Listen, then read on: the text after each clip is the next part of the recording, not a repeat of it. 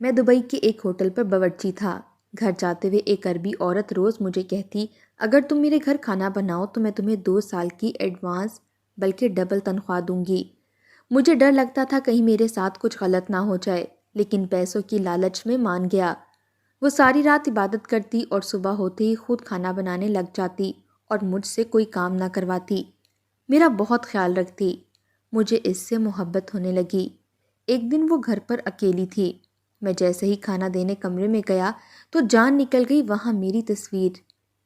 روزگار کے سلسلے میں دبئی آئے ہوئے مجھے 5 سال ہونے والے تھے۔ میں اپنے گھر میں سب سے بڑا تھا، اس لیے پڑھائی چھوڑ کر روزگار کے سلسلے میں یہاں آ گیا۔ میں ایک بہت بڑے ہوٹل میں شیف تھا اور میرے ہاتھ کے ذائقے میرے پکائے ہوئے کھانے کی بہت دھوم تھی۔ ایسی کیا وجہ تھی یہ مجھے معلوم نہیں تھا، لیکن پھر بھی جو ایک دفعہ میرے ہوٹل میں آتا اور میرے ہاتھ کا کھانا کھاتا تو پلٹ کر ضرور آتا تھا۔ شاید میں کھانا پکاتے ہوئے اپنے دیسی ٹوٹکوں کو استعمال کرتا رہتا تھا جو میں نے اپنی ماں سے سیکھے تھے۔ میری ماں ایک نہایت شریف اور گھریلو قسم کی خاتون تھیں اور اس نے میری تربیت بھی ایسی ہی کی تھی۔ دیکھنے میں نہایت خوبصورت جوان تھا اور عربی خواتین تو پسند بھی بہت کرتی ہیں ایسے جوانوں کو، لیکن میں نے کبھی بھی کسی سے کوئی دوستی نہیں رکھی۔ میں اپنے کام سے کام رکھتا تھا، اسی وجہ سے خواتین کے حلقے میں کھڑوس مشہور تھا اور مجھے اس بات سے فرق نہیں پڑتا تھا۔ اس کی شاید کچھ خاص وجہ یہ بھی تھی کہ یہاں آنے سے پہلے میرے کچھ دوست جو پہلے ان ممالک میں رہ کر گئے تھے، انہوں نے مجھے یہاں کے حالات بتائے تھے۔ کبھی بھی کسی پر بھی اعتبار نہ کرنا، کیونکہ یہ خواتین صرف ہمیشہ نوجوانوں کو پسند کرتی ہیں اور اپنے مقصد کے لیے استعمال کرتی ہیں۔ اتنا عرصہ باہر رہنے کے بعد مجھے لوگوں کی سمجھ تو آ گئی تھی۔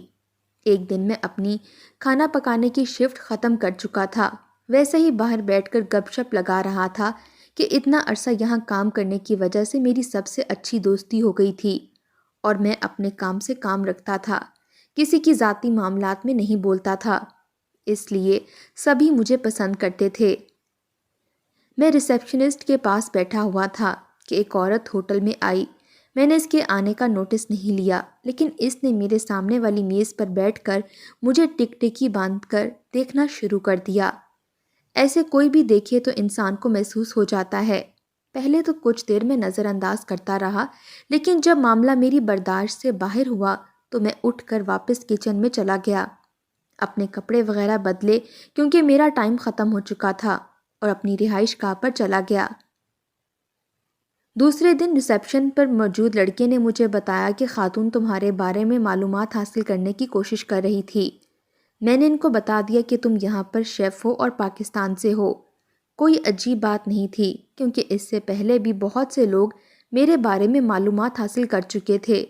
میرے ہاتھ کے ذائقے کی وجہ سے پوچھنا چاہتے تھے کہ میں کہاں سے ہوں، اس لیے میں اس بات کو اور اس خاتون کو بھول گیا اور اپنا کام کرنے لگا۔ لیکن دوسرے دن بھی ہال سے گزرتے ہوئے میری نظر اس خاتون پر پڑی اور وہ اپنا کھانا چھوڑ کر صرف مجھے دیکھ رہی تھی اور اس کی آنکھوں میں عجیب سی الجھن تھی۔ مجھے حیرت ہوئی، لیکن میں پھر بھی نظر انداز کر کے نکل گیا۔ لیکن تیسرے دن مجھے وہ ہال میں نظر نہیں آئی۔ مجھے لگا کہ اسے اپنی حماقت کا احساس ہو گیا ہوگا، اس لیے نہیں آئی۔ لیکن جب میں باہر نکلا تو وہ ہوٹل کے باہر کھڑی تھی۔ اس نے مجھے روکا اور 5 منٹ بات کرنے کی درخواست کی۔ وہ نہایت شائستہ انداز میں بات کر رہی تھی، اس لیے میں اسے منع نہ کر سکا، لیکن میں نے ادھر کھڑے ہو کر بات سننے کی شرط لگا دی۔ اس عورت نے مجھے کہا کہ تمہارا کھانا مجھے بہت پسند آیا ہے، تمہارے ہاتھ میں بہت ذائقہ ہے۔ میرے لیے یہ نئی بات نہیں تھی، مجھے تو 1000 لوگ یہ بات کہتے تھے۔ اس نے کہا کہ میں نے ہوٹل سے تمہاری تنخواہ پتہ کر لی ہے، اگر تم میرے گھر آ کر کھانا بناؤ تو میں تمہیں 2 سال کی تنخواہ ایڈوانس دوں گی۔ میں اس کی بات سن کر حیران رہ گیا کہ صرف گھر آ کر کھانا بنانے کے لیے 2 سال کی تنخواہ ایڈوانس دینا چاہتی ہے۔ اس نے کہا کہ تمہیں حیران ہونے کی ضرورت نہیں ہے، تم اس بات پر اچھی طرح سوچ لو، پھر مجھے اپنا جواب دینا۔ میں تو روزانہ ہی ہوٹل میں آتی ہوں تمہارے ہاتھ کا کھانا کھانے۔ وہ یہ کہہ کر چلی گئی۔ نہ اس نے مجھ سے کچھ اور بات کی اور نہ ہی مجھے اس کی بات پر یقین آ رہا تھا۔ میں نے اس بات پر بہت سوچا، لیکن مجھے کوئی سراغ نہیں ملا۔ آخر کار میں نے سوچ لیا کہ میں اس عورت کو صاف صاف انکار کر دوں گا۔ 2 دن بعد جب اس عورت نے اپنا سوال دہرایا تو میں نے صاف لفظوں میں اس سے انکار کر دیا کہ میں جہاں کام کر رہا ہوں میں یہاں ہی ٹھیک ہوں، میں زیادہ کام نہیں کر سکتا۔ اس نے کہا کہ تمہیں یہ کام چھوڑنے کی ضرورت نہیں ہے، نہ ہی میں تمہیں مجبور کروں گی۔ یہاں کی شفٹ ختم ہونے کے بعد تم میرے گھر آ جانا، بے شک ادھر ہی رہنا، اور صبح کھانا بنا کر یہاں آ جایا کرنا۔ دن کو میں یہاں کھانا کھا لوں گی اور صبح تمہارے ہاتھ کا پکا ہوا گھر میں، اور رات کو بھی تمہارے ہاتھ کا پکا ہوا گھر میں کھا لیا کروں گی۔ لیکن مجھے اس کی یہ شرط بھی منظور نہیں تھی۔ میرے دل میں عجیب قسم کے وسوسے آ رہے تھے کہ عورت صرف میرے ہاتھ کے کھانے کے لیے اتنی رقم کیوں خرچ کرے گی؟ جب میں نے اس کو صاف منع کر دیا کہ یہ مجھے منظور نہیں ہے، اس نے کہا ٹھیک ہے، تم سوچتے رہو، اور جس دن تمہیں میری شرط منظور ہوئی اسی دن میرے گھر آ جانا، اس وقت میں تمہیں اپنے کام پر رکھ لوں گی۔ یہ کہہ کر اس نے مجھے اپنا کارڈ دیا اور اس کے بعد وہ مجھے روز ہی ہوٹل میں نظر آتی۔ بہت دفعہ مجھ سے بات کرنے کی کوشش کی، میرا فیصلہ جاننے کی کوشش کی، لیکن میرا فیصلہ نہیں بدل رہا تھا۔ میں نے اس کو صاف لفظوں میں ہی کہا کہ میں بالکل بھی اپنا فیصلہ نہیں بدلوں گا۔ وہ مجھے بہت مشکوک لگنے لگی تھی۔ مجھے سمجھ نہیں آ رہی تھی کہ ایسا کیا ہے جو میرے پیچھے ہاتھ دھو کر پڑ گئی ہے۔ وہ اپنی دولت بھی مجھ پر خرچ کرنا چاہتی ہے۔ اگر بات صرف کھانے کی ہوتی تو روزانہ ہوٹل میں آ کر میرے ہاتھ کا کھانا کھاتی ہے۔ اگر اسے اتنا ہی میرے ہاتھ کا کھانا پسند ہے تو رات کے لیے پیک کروا کر لے جائے، کیونکہ ہمارے ہوٹل میں یہ سہولت بھی موجود تھی اور یہ نہایت آسان بات تھی۔ اس کے لیے اسے زیادہ رقم بھی نہ خرچ کرنا پڑتی، لیکن وہ مسلسل مجھے تنگ کر رہی تھی کہ میں اس کے گھر میں کھانا پکانے کی ڈیوٹی سر انجام دوں، لیکن میرا انکار نہیں بدلا تھا۔ اب تو میں اسے دیکھتے ہی الجھن کا شکار ہو جاتا اور اس سے بچ کر نکلنے کی کوشش کرتا۔ میں نے ہوٹل میں آنے کے لیے پچھلا دروازہ استعمال کرنا شروع کر دیا، جو سیدھا کچن میں کھلتا تھا۔ میں ہال کی طرف آتا ہی نہیں تھا۔ جب 1 ہفتہ میں اسے نظر نہیں آیا تو ایک دن وہ نہ جانے کیسے ویٹر کو پیسے دے کر یا کس طریقے سے کچن میں پہنچ گئی۔ میں بھی اسے وہاں دیکھ کر حیران رہ گیا۔ اس نے مجھے کچھ کہا نہیں، بس مجھے کھانا بناتے ہوئے دیکھتی رہی۔ وہاں کام کرنے والے بہت سے لڑکے میری طرف حیرت سے دیکھ رہے تھے۔ وہ عورت عمر میں بھی مجھ سے کافی بڑی تھی۔ اس وقت میں نے جلدی جلدی کام کیا اور اسے ساتھ لے کر باہر آ گیا۔ میں نے باہر آ کر اسے سختی سے منع کر دیا کہ جو حرکت آج اس نے کی ہے، آج کے بعد وہ یہ حرکت بالکل نہ کرے۔ یہاں میرا ایک کردار ہے، ایک نام ہے۔ اس کی اس حرکت کی وجہ سے سبھی مجھے مشکوک نگاہوں سے دیکھ رہے تھے اور یہ چیز میرے لیے قابل قبول نہیں ہے۔ میں اس ملک میں کمانے کے لیے آیا ہوں، اپنی ماں بہنوں کی ضرورت پوری کرنے کے لیے۔ وہ مجھے تنگ نہ کرے۔ اس نے مجھ سے کہا کہ اب وہ مجھ سے بات نہیں کرے گی اور نہ ہی کبھی میرے پیچھے آئے گی۔ اس کی بات پر یقین تو نہیں تھا، لیکن میں اس کا کچھ کر بھی نہیں سکتا تھا۔ لیکن اس دن کے بعد اس نے مجھ سے بات کرنے کی یا میرے کچن تک آنے کی کوشش نہیں کی۔ بس ہال میں آ کر بیٹھتی، کھانا کھاتی اور اٹھ کر چلی جاتی۔ جب 1-2 ہفتے سکون سے گزر گئے تو میں بھی ریلیکس ہو گیا۔ اب میں اگر ہال سے گزر کر بھی باہر جاتا یا باہر کسی سے بیٹھ کر گپ شپ لگا رہا ہوتا تو ویسی ٹکٹکی باندھ کر مجھے نہیں دیکھتی تھی اور نہ ہی مجھ سے بات کرنے کی کوشش کرتی تھی۔ جب سب کچھ نارمل ہو گیا تو میرے ارد گرد کام کرنے والے بھی اس بات کو بھول گئے، اور وہ لوگ تو مجھے جانتے تھے کہ میں کیسا ہوں، اس لیے سب نارمل ہو گیا۔ میں اس کی آفر کو بھی سر سے اتار چکا تھا اور پورا من لگا کر اپنا کام کر رہا تھا، لیکن نہ جانے کیا بات تھی، خدا کو کیا منظور تھا کہ اچانک پاکستان میں آنے والے سیلاب نے ہمارے گھر کو ملیا میٹ کر دیا، اور اس کے ساتھ ساتھ میری بہن جس کی شادی سر پر تھی، اس کے لیے جمع کیا ہوا تمام زیور، کپڑے، ہر چیز سیلاب میں بہہ گئی۔ اب میری فیملی کھلے آسمان کے نیچے تھی اور ان کو گھر بنا کے دینے کے لیے اور اپنی بہن کو عزت سے اپنے گھر کا کرنے کے لیے مجھے بہت سے پیسے درکار تھے، اور سارے پیسے میں کسی صورت بھی یہاں کام کر کے نہیں جمع کر سکتا تھا۔ ماں جب فون کرتی ایک ہی بات کہتی کہ کچھ ایسا کرو کہ ہمیں گھر مل جائے، میں تمہاری جوان بہنوں کو لے کر کھلے آسمان کے نیچے نہیں رہ سکتی۔ میرا اور کوئی بھائی تو تھا نہیں، صرف 2 بہنیں تھیں، اور مجھے بھی شدت سے احساس تھا کہ کھلے آسمان کے نیچے ان کی زندگی کیسے ہوگی۔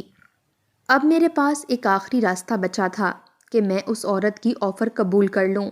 میں ابھی بھی ہاں یا نہیں کے درمیان میں لٹک رہا تھا کہ اچانک ایک دن بہن کا فون آیا اور اس نے بتایا کہ بڑی بہن کے سسرال والے شادی کے لیے آئے تھے اور وہ چاہتے ہیں کہ ہم جلدی جلدی گھر بنا لیں یا کوئی کرائے کا گھر لے کر رہنے لگیں تاکہ وہ لوگ شادی کر کے لے جائیں۔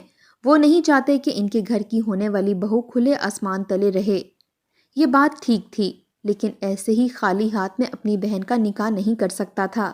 ساری زندگی کے لیے اس کے لیے تانا بن جاتا کہ بھائی باہر کام کر رہا ہے اور اسے خالی ہاتھ ہی ودا کر دیا۔ اس لیے میں جو اتنے دنوں سے فیصلہ نہیں کر پا رہا تھا وہ فیصلہ چند منٹوں میں ہو گیا۔ میں نے اپنے بٹوے سے کارڈ نکالا اور خود پر جبر کر کے اس عورت کے گھر کی طرف چلا گیا۔ میں نے دل میں سوچ لیا کہ جو ہوگا دیکھا جائے گا، لیکن کم از کم میری ماں اور میری بہنیں تو محفوظ ہو جائیں گی۔ جب میں نے دروازے کی بیل بجائی تو اس عورت نے خود ہی دروازہ کھولا اور مجھے دروازے پر دیکھ کر بہت ہی زیادہ خوش ہوئی۔ اس نے فوراً مجھے اندر آنے کی دعوت دی۔ میں جھجکتا ہوا اندر داخل ہو گیا۔ اس کا گھر چھوٹا سا تھا لیکن بہت ہی خوبصورت تھا۔ فلیٹ کی طرح کا گھر تھا جس میں 2 کمرے، ایک ڈرائنگ روم اور ایک ٹی وی لاؤنج تھا۔ اس کے گھر میں اور کوئی بھی ملازم نہیں تھا، وہ اکیلی ہی گھر میں رہتی تھی اور یہ بات اس نے مجھے خود ہی بتائی۔ اس نے مجھے بالکل بھی نہیں جتایا کہ اب میں خود چل کر اس کے پاس آیا ہوں۔ مجھے بٹھانے کے بعد خوشی خوشی اس نے میرے سامنے کولڈ ڈرنک رکھی اور خود ہی پوچھا کہ میں نوکری کے لیے ہی آیا ہوں نا؟ میں نے زبان سے کچھ بولنے کی بجائے صرف اسبات میں سر ہلا دیا۔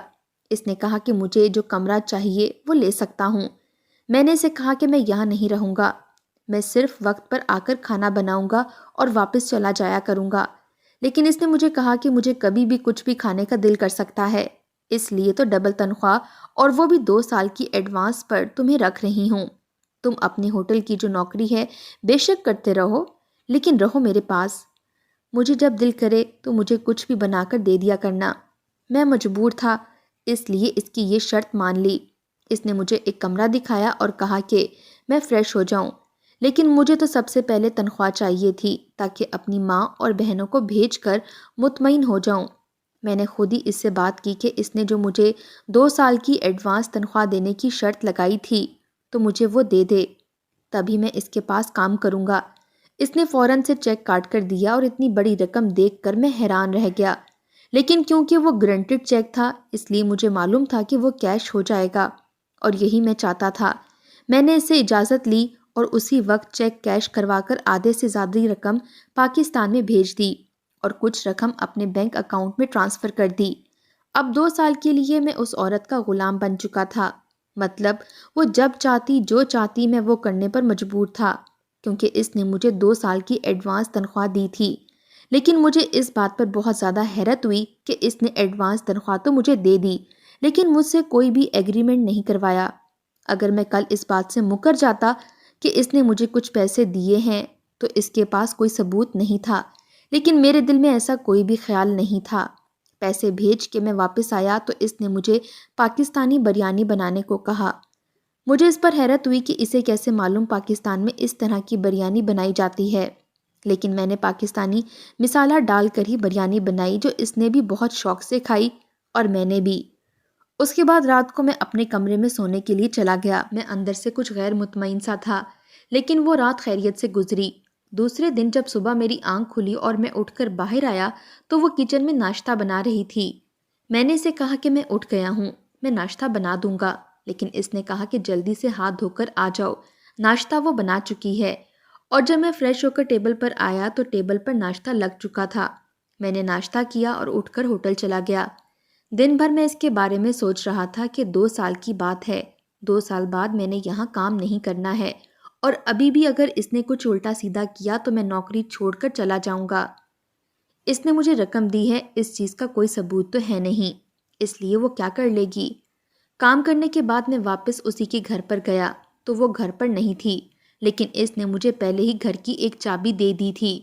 میں دروازہ کھول کر اندر گیا تو اس کا بیڈ روم لاک تھا اور مجھے اس کی ضرورت بھی نہیں تھی۔ وہ رات میں آ گئی۔ میرے پوچھنے پر اس نے بتایا کہ آج میں اپنی مرضی کا کچھ بھی بنا لوں۔ مجھے حیرت ہوئی، لیکن میں نے خاموشی سے پاکستانی طرز کا قورمہ بنایا اور اس نے وہ بہت ہی خوشی سے کھایا، کیونکہ میری عادت ہو چکی تھی کہ میں ہوٹل جانے سے تھوڑی دیر پہلے اٹھتا تھا اور تیار ہو کر ہوٹل پہنچ جاتا تھا۔ مجھے جلدی جاگنے کی عادت نہیں تھی، اس لیے میری آنکھ نہیں کھلی۔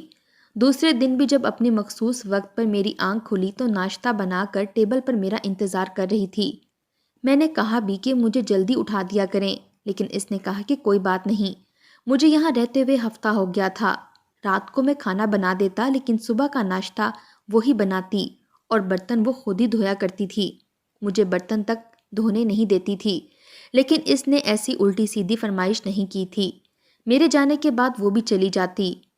اس ہفتے کے دوران معلوم ہوا کہ وہ ایک فرم میں نوکری کرتی ہے اور اس کی تنخواہ اچھی خاصی ہے۔ اب میں تسلی سے اس گھر میں رہنا شروع ہو گیا تھا، اور پہلے تو میں یہاں آتے ہوئے کوئی چیز استعمال کرتے ہوئے ڈرتا تھا، اب وہ سب بھی ختم ہو گیا تھا۔ وہ خود ہی واش روم سے میرے کپڑے اٹھا کر لانڈری والے کو دے دیتی، اپنے کپڑوں کے ساتھ ہی۔ کپڑے واپس آتے تو میری الماری میں رکھوا دیا کرتی۔ شاپنگ کرنے جاتی تو میرے لیے بھی کچھ نہ کچھ لے کر آیا کرتی۔ مجھے اس کی ساری مہربانی عجیب لگ رہی تھی کہ کچھ بھی ہو میں تھا تو اس کا ایک نوکر ہی، اور نوکر کا اتنا خیال کون رکھتا ہے۔ جب مجھے یہاں رہتے ہوئے مہینہ ہو گیا اور میری اس سے کچھ بے تکلفی ہو گئی تو مجھے اس کے بارے میں تجسس ہونے لگا، کیونکہ جہاں تک میں جانتا تھا عرب خواتین اپنے سے کم عمر لڑکوں کو اپنے پاس رکھتی تھیں اپنی تسکین کے لیے، لیکن ایسی کوئی بھی بات نہیں تھی۔ یہ مجھ سے ہنسی مذاق بھی کرتی تھی، تو ایک حد میں رہ کر ہم دونوں ایسے رہتے تھے جیسے کوئی اچھے دوست۔ اور مزے کی بات یہ تھی کہ وہ کبھی بھی مجھے کھانا بنانے کے لیے فورس نہیں کرتی تھی۔ کبھی خود ہی باہر سے کھانا لے آتی تو کبھی میرے لیٹ ہو جانے پر رات کا کھانا بھی خود ہی بنا لیتی، اور صبح کا ناشتہ تو وہی بنایا کرتی تھی۔ لیکن اس کا دن کو ہمارے ہوٹل میں آ کر کھانا کھانا اسی طرح جاری و ساری تھا۔ کسی کو بھی معلوم نہیں تھا کہ میں اس ہوٹل کے علاوہ اس عورت کے گھر میں نوکری کرتا ہوں، اور یہ بھی اسی کی مہربانی تھی۔ اس نے کسی کو نہیں بتایا تھا۔ اس کی طرف سے دی ہوئی رقم میرے گھر بھیجی تو میرے سارے مسائل حل ہو گئے تھے۔ ماں نے نیا گھر خرید لیا تھا اور بہن کی بڑی دھوم دھام سے شادی کر دی گئی تھی۔ اب مطمئن تھا، لیکن بس اس عورت کے بارے میں تجسس تھا کہ اگر صرف اس کو میرے کھانے کی پرواہ ہوتی تو یقیناً مجھ سے بار بار کھانا بنواتی رہتی۔ لیکن یہ تو کبھی مجھے نہیں کہتی تھی کہ تم کھانا بناؤ، تو ایسی کیا وجہ ہے کہ یہ مجھے اپنے گھر میں رکھنا چاہتی ہے، اور اس کے لیے اس نے مجھے اتنی رقم بھی دی ہے۔ ایک دن میں نے رات کا کھانا بنایا اور اسے آواز دی، لیکن وہ اپنے کمرے سے نہیں آئی۔ میں نے جا کر اس کے کمرے کا دروازہ کھٹکھٹایا، لیکن دروازہ پہلے سے کھلا ہوا تھا۔ نہ جانے من میں کیا سمائی کہ میں نے آہستہ سے دروازہ کھولا اور اندر داخل ہو گیا، لیکن اندر جاتے ہی پہلی نظر جس پر پڑی وہ مجھے حیران کرنے کو کافی تھی۔ مجھے یوں لگا جیسے کمرے کی چھت میرے سر پر آ کر گر گئی ہو۔ اسی وقت واش روم کا دروازہ کھلا اور وہ واش روم سے باہر آئی، مجھے اپنے کمرے میں دیکھ کر، اور اتنے غصے سے وہ سب کچھ دیکھ کر وہ بہت زیادہ گھبرا گئی۔ اس نے مجھے کہا کہ مجھے غلط مت سمجھنا، لیکن مجھے تو ابھی تک اپنی آنکھوں پر یقین نہیں آ رہا تھا۔ اس کمرے میں ایک بہت بڑے سائز کی میری تصویر لگی ہوئی تھی۔ غصے اور حیرانی کی بات تو یہی تھی۔ اس نے کہا کہ تم یہاں بیٹھو، میں تمہیں ساری بات بتاتی ہوں۔ میں کمرے میں نہیں بیٹھنا چاہتا تھا، اس لیے چپ چاپ باہر نکل آیا۔ وہ میرے پیچھے چلتے ہوئے باہر آئی اور ٹی وی لاؤنج میں بیٹھ گئی۔ اس نے کہا کہ میں اپنی طرف کی کہانی سناتی ہوں، مجھے خاموشی سے سننا ہوگا۔ میں نے جواب میں سر ہلایا۔ اس نے مجھے جو کہانی سنائی وہ میرے لیے بہت ہی حیران کن تھی۔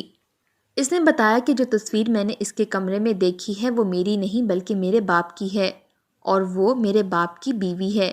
میرے باپ نے اس سے شادی کی تھی، اور اس وعدے پر کہ پاکستان جا کر اپنی فیملی کو سب کچھ بتائے گا۔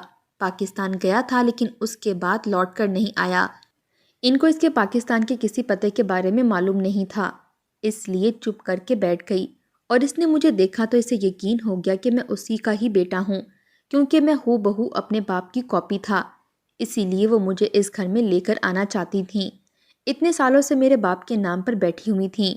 مجھے تو یہ سن کر شدید حیرت ہوئی، اور میں نے اسے بتایا کہ یہاں سے واپس جانے کے کچھ ہی دنوں بعد ایک ایکسیڈنٹ میں میرے باپ کی موت ہو گئی تھی، تو ان کو موقع ہی نہیں ملا کہ وہ اس کے بارے میں ہمیں بتائیں اور ہمارے بارے میں کچھ اسے بتائیں۔ اس کے بعد مجھے سمجھ نہیں آ رہی تھی کہ اس سے کیسا برتاؤ کروں۔ ایک عرب خاتون جو کہ امیر کبیر بھی تھی اور خوبصورت بھی تھی، اس نے انجانے میں ہی صحیح اس شخص کی جو اس کو چھوڑ گیا تھا اس کی اولاد کی بہت سی مدد کی تھی۔ مجھے اور تو کچھ سمجھ میں نہیں آیا، لیکن میں نے اس وقت اپنی ماں کو پاکستان میں فون کیا اور اسے ساری صورتحال بتائی۔ پہلے تو بہت زیادہ حیران ہوئی، لیکن انہوں نے کہا کہ جس نے شادی کی تھی وہ مر چکا ہے، اس لیے جو ہونا تھا وہ ہو گیا۔ اگر وہ اتنے سالوں سے پھر بھی تمہارے باپ کے نام پر بیٹھی ہیں تو وہ کوئی غلط عورت نہیں ہو سکتی، اور نہ ہی تمہارا باپ اتنا برا تھا کہ کسی غلط عورت سے شادی کرتا۔ اگر وہ پاکستان آنا چاہتی ہیں تو تم اسے لے آؤ، میں کھلے دل سے استقبال کروں گی۔ یہی بات میں نے اس عورت کو بتائی تو وہ یہ سن کر بہت خوش ہوئیں۔ مجھے اب معلوم ہوا تھا کہ وہ عورت میری ماں تھی، شاید اسی لیے وہ میرے اتنے ناز نخرے اٹھاتی تھیں۔ میں نے ہوٹل سے چھٹی لی اور اپنی ماں کے ساتھ پاکستان آ گیا۔ یہاں پر سارے ہی خاندان نے اس کا کھلے دل سے استقبال کیا۔ میری بہن بھی اس سے مل کر بہت خوش ہوئی۔ وہ میرے ساتھ ہی 1 مہینہ رہ کر واپس پلٹ گئی، کیونکہ وہ اس ملک میں رہ نہیں سکتی تھیں، لیکن اب اس کے ساتھ ہی رہتا تھا، ایک بیٹے کی طرح، اور وہ میرا ماں کی طرح خیال رکھتی تھی۔ پاکستان بھی اس کا آنا جانا تھا، ہر خوشی کے غم کے موقع پر وہ ہمارے ساتھ شامل ہوتی تھیں، کیونکہ اس نے دوبارہ شادی کرنے سے انکار کر دیا تھا اور پاکستان کی خواتین کی طرح اپنی ساری زندگی میرے باپ کے نام کر دی تھی، اور اس کی اس بات نے ہمارے دل میں اس کی عزت بہت زیادہ بڑھا دی تھی۔